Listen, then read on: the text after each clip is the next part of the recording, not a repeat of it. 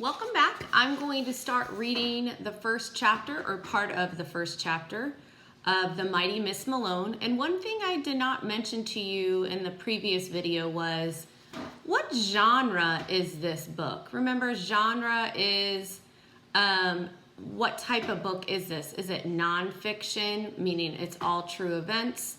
Fiction, where it's made up? Realistic fiction, it's made up, but it could happen. A biography about somebody? Is it a picture book? Is this poetry? What kind of book do you think this is? Take a minute and make a prediction of what you think the Mighty Miss Malone genre is. And at the end of our reading today, we can talk about what genre this is. So I'm going to actually start where it says part 1, and you can see I've actually made some notes to myself. This is right before the first chapter. It says part 1 and gang after glee. This is actually, I don't have the British accent to this, but gang after glee, you're going to see, is going to be looping in the story. You're going to see it quite a bit.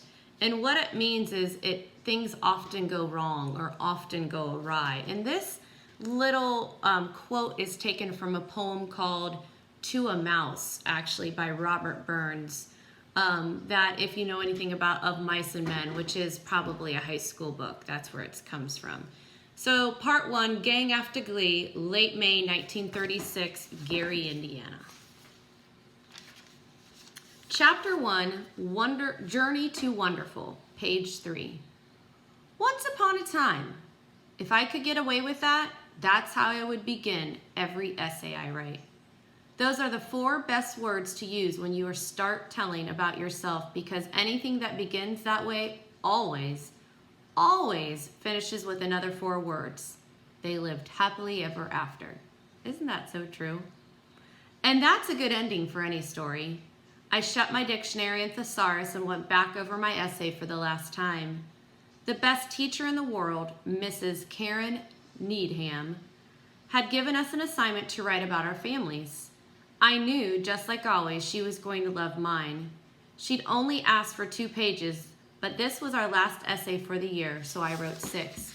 So as a reader, if you remember, she had a favorite teacher, and I'm thinking, I wonder if it's Mrs. Needham. And you will see in this book, there's some italics right at the top of page 4. This is actually Diza, what she's writing. This is her essay. Once upon a time, in Gary, Indiana, lived a family of 3 very special, very happy, and uniquely talented people. I am the 4th member of that family, and much too modest to include myself in such a grandiose description of the excelled number. Grandiose. What does grandiose mean? Grandiose means huge. But many people say I'm the same ilk, and for that I remain eternally grateful. My mother, Miss Margaret Peggy Sutphin Malone, was born here in Gary, Indiana. She is willowy and radiant and spellblindingly beautiful. She is also very intelligent. She has a great job cleaning for the Carsdale family. Yes, that Carsdale family. The family whose patriarch is the president of the Gary Citizens Bank. Her most endearing trait is that she is the glue holding this family together. So she thinks really highly of her mom. Diza! I jumped up and my pencil flew out of my hand. When I'm writing or reading a book, everything else around me disappears. Father says it's because I've settled into what I'm doing, the same way my brother Jimmy does when he's singing. Jimmy! I told you not to sneak up on me like that when I'm writing. He handed me the pencil. I couldn't help it, sis. You are so far gone. What are you writing? My last essay from Mrs. Needham. You know, a lot of people are saying her not coming back to teach is the best thing that ever happened at Lincoln Woods School. James Malone, if I ever give 1/2 a hoot what a lot of people are saying, you have my permission to slap me silly. So her brother, I just read as a reader, her brother's name is Jimmy. Mrs. Needham is the best teacher in the world. Now, if you don't mind, I never bother you when you're singing. Don't bother me when I'm writing. But lots of people love listening to me sing, Diza. Seems to me like only you, the little pest Clarice Ann Johnson, and Mrs. Needham like reading what you write. Jimmy is one of those people you can say something that might sound mean at first, but when he smiles and makes his eyebrows jump up and down, you can't help smiling. He gets this deep, deep dimple in his right cheek, and you end up laughing right along with him. My dearest friend, Clarice Ann Johnson, has a horrible and completely ununderstandable crush on Jimmy. So her friend has a crush on Jimmy, her brother. She says she bets you could pour cornflakes in his dimple and eat them out with a spoon. If you don't know what a dimple is, when people smile, mine are just creases. They get those cute little dimples in their face. I'm hoping Clarice's taste in boys improves as she gets older. Jimmy, please. Sorry, sis, I'm heading out. Can I do anything for you before I split? No, thanks. Just make sure you're back for supper.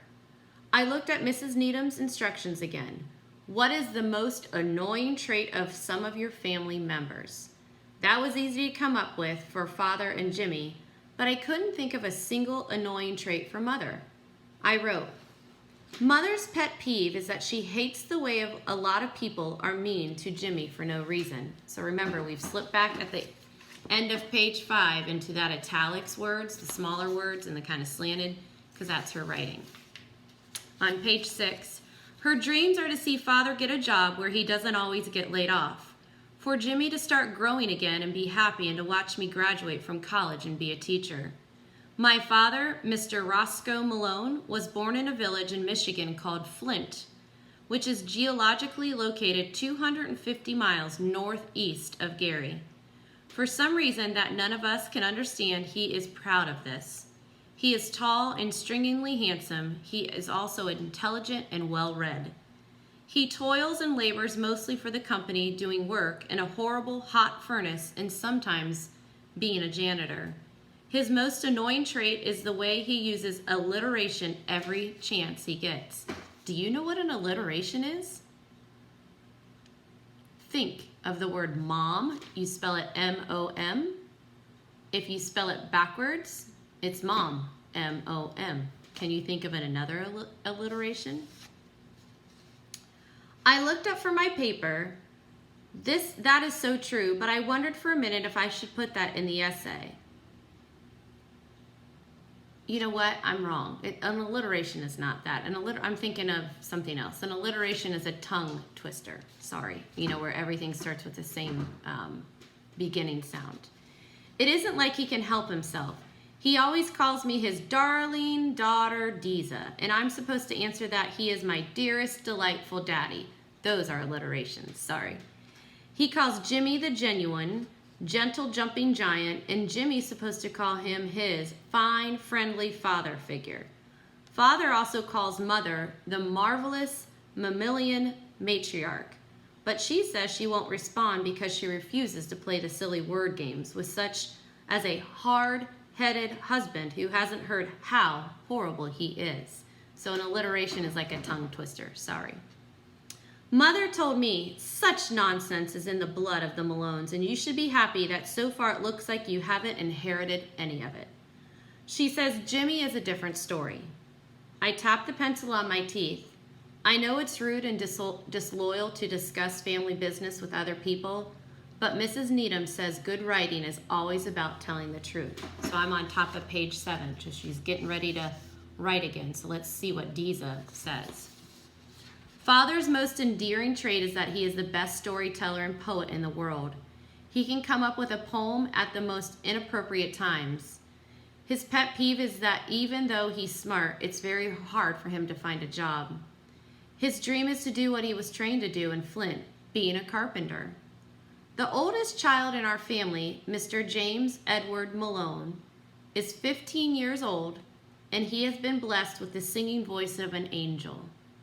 Jimmy's most annoying trait, that is, he has what Mother says is a Napoleon complex. This means Jimmy is not as tall or robust as most boys his age, and he tries to make up for it for being as loud and full of braggadocio as he can. He also gets in a lot of fights. Jimmy's most endearing trait is that he loves me more than any big brother has loved a little sister since time immemorial. So Napoleon Dynamite, so her brother is shorter. So sometimes people say when shorter people are short, especially men or males, they try to make up for it like trying to be, mean or, they try to brag and that type of thing. I'm going to leave you right here where on the bottom of page 7 it says, Jimmy is the best big brother in the world.